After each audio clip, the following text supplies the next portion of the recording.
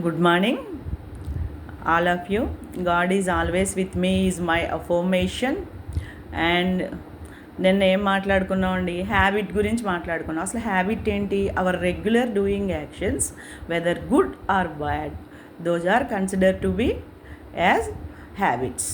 So regular యాక్షన్స్ని మనం habits అంటాం అనమాట. అది బ్యాడ్ అయినా గుడ్ అయినా. అట్లాగే హ్యాబిట్స్ని మనం ఎలా అలవర్చుకోవాలి, చక్కగా రోజు కన్సిస్టెన్సీతో చేస్తూ ఉంటే అవి గుడ్ హ్యాబిట్స్గా మనకి ఉంటాయన్నమాట. అది చూజింగ్ మనలో ఉంటుంది, అది మంచికే ఉపయోగించుకోవాలి. సో ఏమేమి మాట్లాడుకున్నాం నిన్న?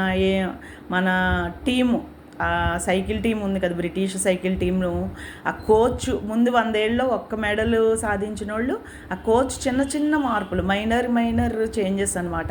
ఏంటంటే టైర్ ప్రెజర్ కానీ, లేకపోతే వాళ్ళ పిల్లోస్ కానీ, వాళ్ళ సైకిల్ సీట్ కానీ, లేదంటే వాళ్ళకి ఫేవర్లు వస్తున్నాయి కనుక హైజెనిక్ కానీ, లేకపోతే వాళ్ళ క్యాలరీస్ ఆఫ్ ద ఫుడ్ పెంచడం కానీ, ఇలా అన్ని రకాలుగా వాళ్ళు యాడిక్వేట్ స్లీప్ కానీ ఇవన్నీ మార్చడం వల్ల 10 ఏళ్ళలో 62 మెడల్స్ కొట్టారనమాట. అది మార్చుకున్నాం. రిటైర్మెంట్ పీపుల్ ఎట్లాగా 6 to 7 years మంచి హ్యాబిట్స్ వల్ల, మంచి డెసిషన్ వల్ల ఎలా పెంచుకున్నారో ఆలోచించాం. అలాగే 2 rule apply, cocktail rule apply, అలాగే డెడ్స్లో రూల్ అప్లికేషను, ఇలా చాలా రకాలు మాట్లాడుకున్నాం నిన్న. అవునా? అట్లాగే రూత్లెస్ ఎలిమినేషన్ ఎక్సర్సైజ్ అసైన్మెంట్ చేశారా అందరూ? నేను చేసి పెట్టాను, మీరు కూడా అది చూసి చేస్తారని. కొంతమంది చేశారు, ఇంకా కొంతమంది చేయండి అమ్మా, అది మంచిది, మీకే క్లారిటీ వస్తుంది.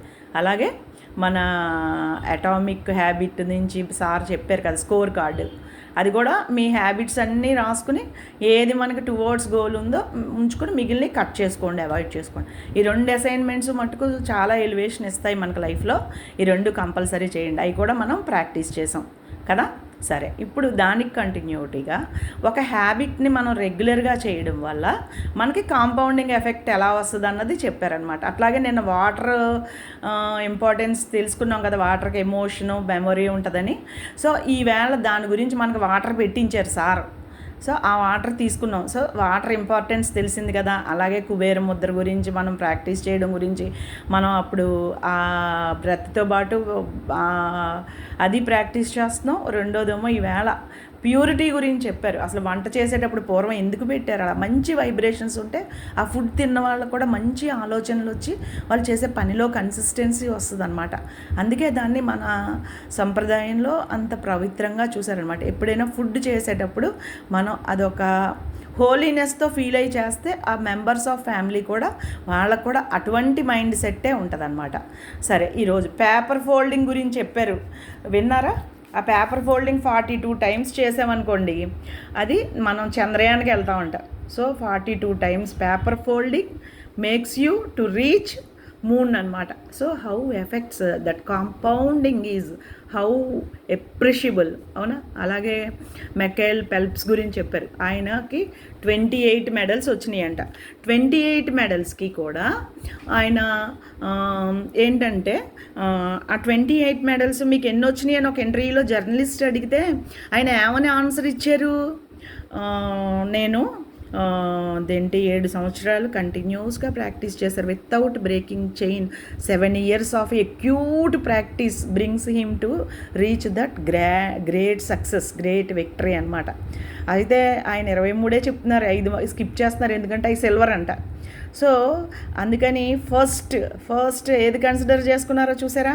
సో అంత డెడికేటెడ్గా, అంత దాని మీద ఇంటెండ్ ఉన్నదనమాట, అంత కాంపౌండ్ ఎఫెక్ట్ వచ్చింది. So consistency of doing any work reaches you like that అనమాట.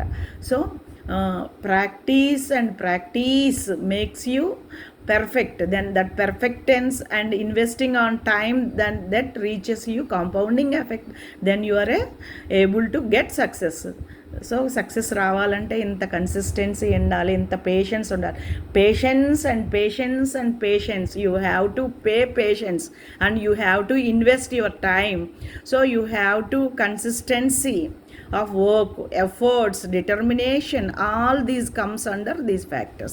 Okay, నెక్స్ట్ ఈ ఫెల్ప్స్ గారి గురించి అయిపోయింది. అట్లాగే ఇప్పుడు చాలామంది వర్క్ చూస్ చేసి మంచి ఇండస్ట్రీ పెడతారు దాని మీద, కానీ మంచి పీక్ టైంలో రెమ్యునేట్ అయిపోతూ ఉంటారు. అప్పుడు ఆ ఇండస్ట్రీ అంతా వేస్ట్ అయ్యి ఇంకో దానికి మూవ్ అవుతారు.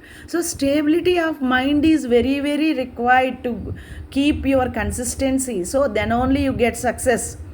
సో సక్సెస్ వేరు, ఫెయిల్యూర్ వేరు అనుకోవద్దు. Failure is the process of success. So terminate అవ్వకండి.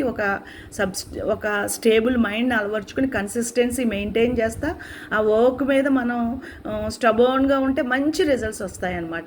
అది మనం నేర్చుకోవాలి.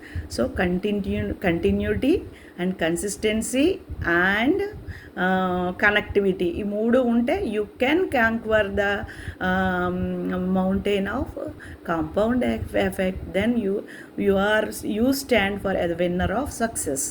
Isn't it? Catch my point. And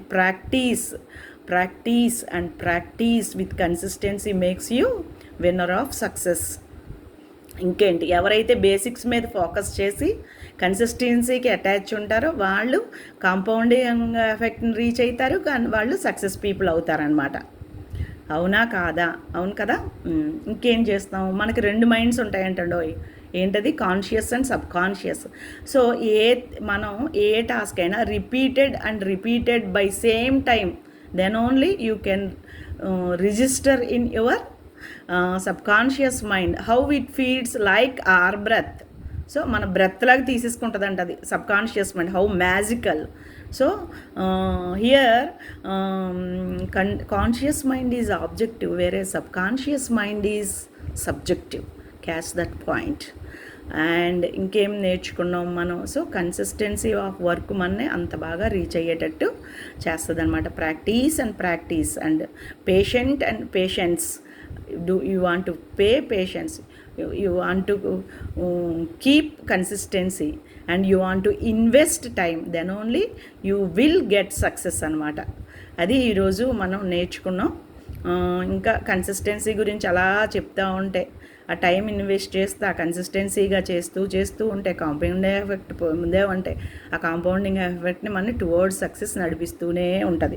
ఇంకేంటి, మనం అవసరానికి మించి ఎక్కువ పెట్టేసిన పొటెన్షియల్ దాన్ని మనం ఏమవుతుందంటే డిప్ అయిపోతాం అనమాట.